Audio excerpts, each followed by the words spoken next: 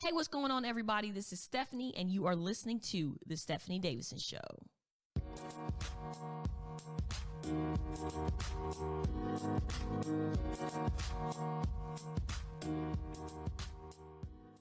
Well, what is up? What's up? What's up? What's going on, everybody? Thank you so much for listening to the Stephanie Davison Show. I am so glad that you guys are here today.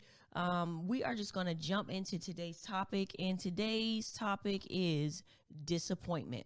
All right, so one thing about disappointment, you guys, unfortunately, is that we all face disappointment. First of all, there's many different types of disappointment, but in life, we're all going to face disappointment. It's unfortunate, but disappointment is a part of life. You know, we're all going to face disappointment at some time in our life, but it's how we handle that disappointment when it comes that matters the most. And so, first of all, you may say, what is disappointment? Well, disappointment is essentially unmet expectations. It is when we have an expectation of a person or of a thing, and those expectations are not met. They don't meet our expectations.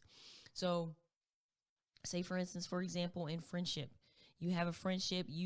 When you were in a friendship, you expected somebody to be there and to be supportive. They didn't support you. You're disappointed because you had an expectation that wasn't met.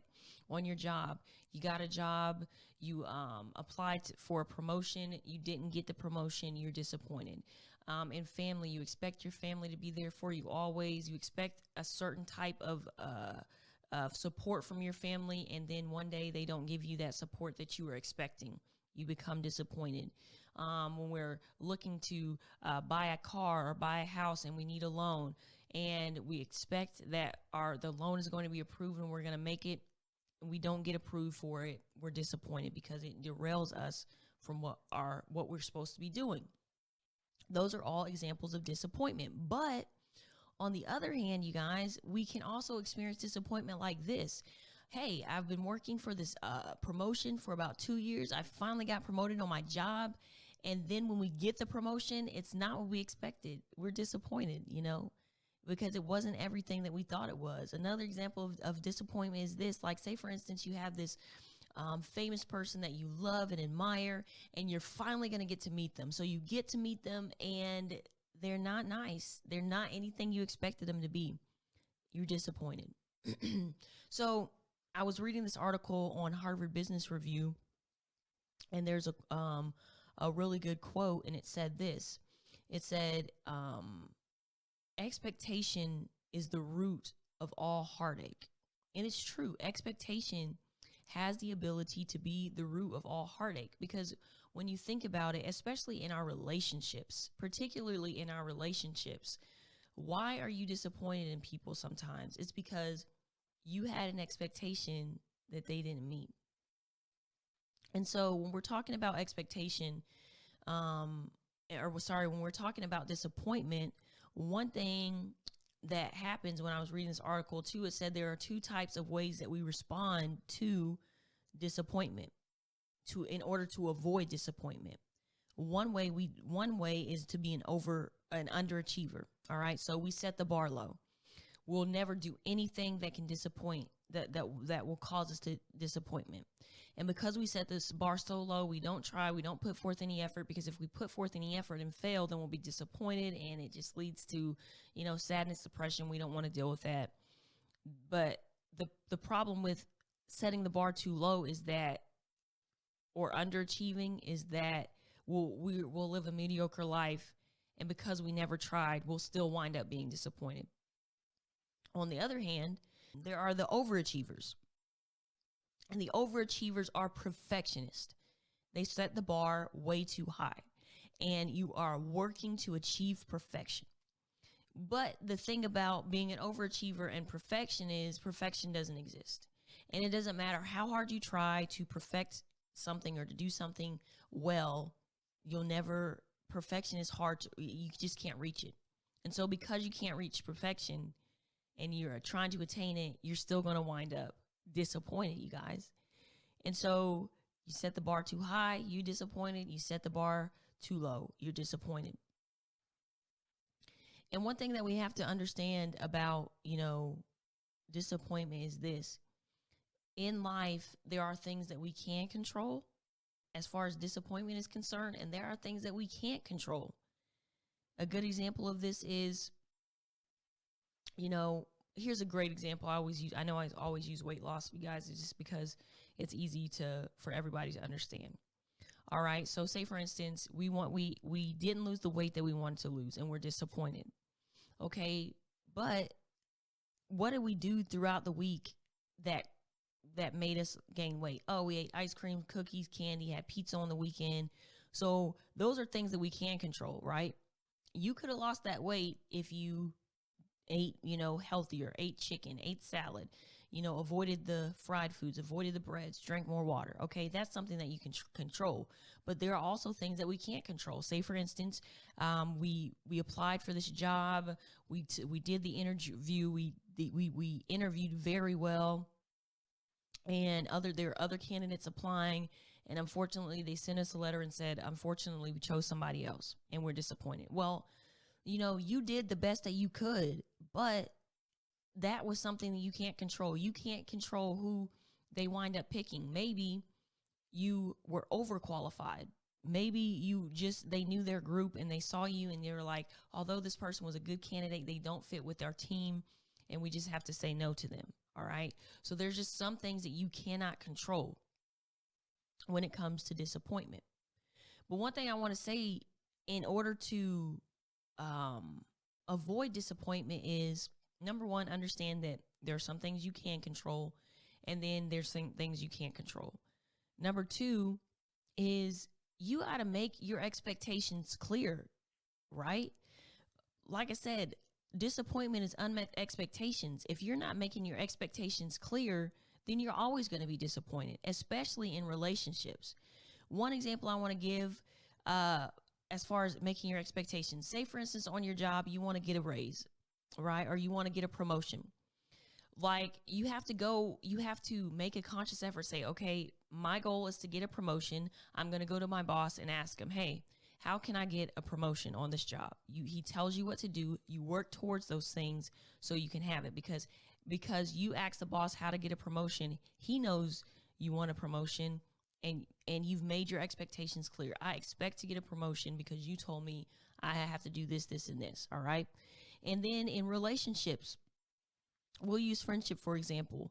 In a friendship, I've learned that everybody has a different definition of friendship, right? And you have to make your expectations in friendships clear. Say, for instance, like one person has a definition of friendship that, hey, we can call twice a year, and I'll send you a Christmas card, and I'll send you a birthday gift, and we're best friends. I love you, you love me. That's our friendship. And then you have somebody on the complete opposite end of the spectrum, and they're like, no. A friendship means we call each other every day. We talk on the phone for about 20 minutes to 2 hours a day. We tell about all of our problems, all our situations. We go on family vacations together. We hang out. We go to the movies together. We do everything together. That is another person's expectation of friendship, right? Now, if person A and person B decided to become friends and didn't tell their expectations, they would never make it as friends, because each side would be disappointed because that wasn't their expectation of what friendship really is, right?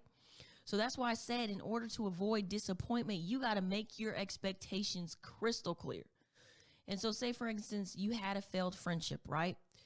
What you need to do is learn from your mistakes, learn from your previous disappointments. One way you're going to grow and be better is to learn from your previous disappointments. So say, for instance, you had a friend, the friendship didn't work out. Well, because you were disappointed, because they weren't the type of friend that you expected them to be. All right. So in this new friendship, this is what you need to do. You need to be like, hey, we're friends now. As a friend, I expect you to do X, Y, and Z. And then as that friend, when they hear what you say, they'll say, okay, yeah, fine. That's cool. Yeah, that's my definition of friendship too. Or they'll be like, no, you're asking too much. It ain't gonna work. Thanks for letting me know. We'll keep it moving. Or somebody will say, I feel like some of your stuff is a little bit too much. I can work with it, but it's a give and take, So because you made your expectations, because you told somebody your expectations, it will lead to a smoother relationship with less disappointment. I'm not saying that disappointment, just because you give your expectations, that disappointment is avoidable, but I believe it will occur less. All right. Another thing about disappointment, as I just stated, that you got to learn from it. Like, I know that some of the disappointments that's happened in your life are tough, and it really hurt, and it really caused you great pain and sadness. But you have to reevaluate. You got to look over it, and you have to say, okay, what wasn't done right? What could I have done better? Where was there a lack of communication here that caused, this disappointment to occur? And then you build from that. Okay.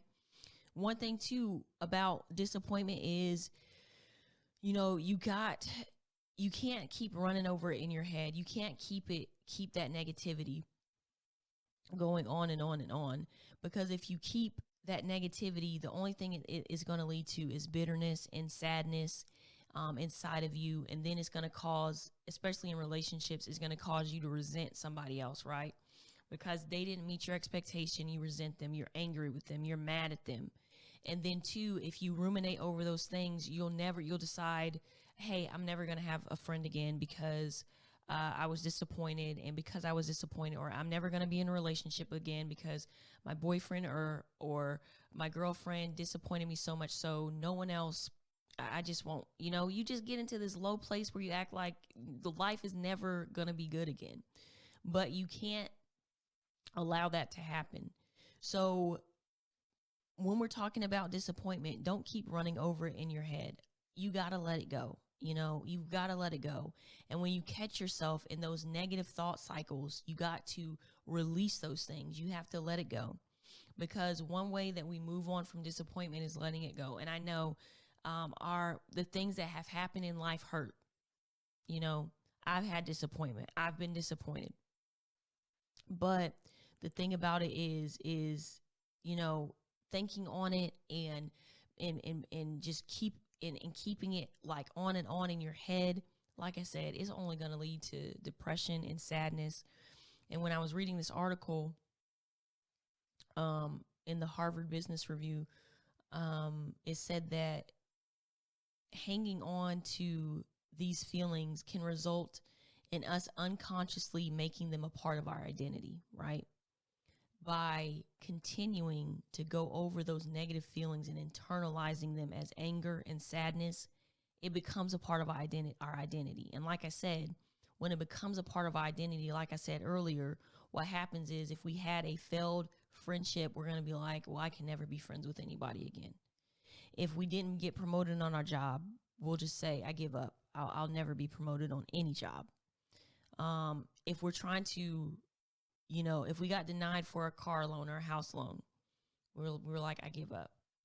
I'll never succeed. I'll never be able to get this house. I'll never be able to get this car. So I'm just going to give up forever because of that one disappointment. But I'm telling you, we can't let disappointment shift or shape us into anything. Like, don't allow that disappointment to shape you. So I'm encouraging you guys today, as we're talking about disappointment, it's something that's unavoidable, but always remember these few things, and I'm going to go. That as far as disappointment is concerned, there are things that we can control, and then there are things that we can't control. The things that we can't control, let it go and move on. When we're talking about disappointment is unmet expectations. So when you're going into something, make your expectations clear. Listen, I want to say this. No one can read your mind. Do you hear me? No one can read your mind. You can be walking around, like, say for instance, in a friendship, you can be walking around disappointed, and your friend will never know. They'll think, you're sad because of something else. But you got to understand, especially in relationships, no one can read your mind. You got to be vulnerable enough to tell them, hey, you hurt my feelings when you did this. Hey, I got disappointed when you did this. So keep that in mind. Ain't nobody out here in this world a mind reader. We can't read your mind. And because we can't read your mind, we're going to just go on in life like it's normal, and you're going to go on disappointed, and we're going to be completely unaware of what's going on because you haven't expressed yourself and stated your disappointment to us. All right. So make your expectations clear. Don't keep running over that disappointment in your head. When you do, it will lead to bitterness, sadness, and you can unconsciously make that a part of your identity, right? We don't want that. Let those things go. Let it go. When those negative thoughts come, and I know they're difficult sometimes, you got to let it go. And then last but not least, learn from it. Take time to reevaluate the whole situation of your disappointment and see where you could have done better at. See what things you could control. See what things you couldn't control. And, just keep it moving like that, you guys.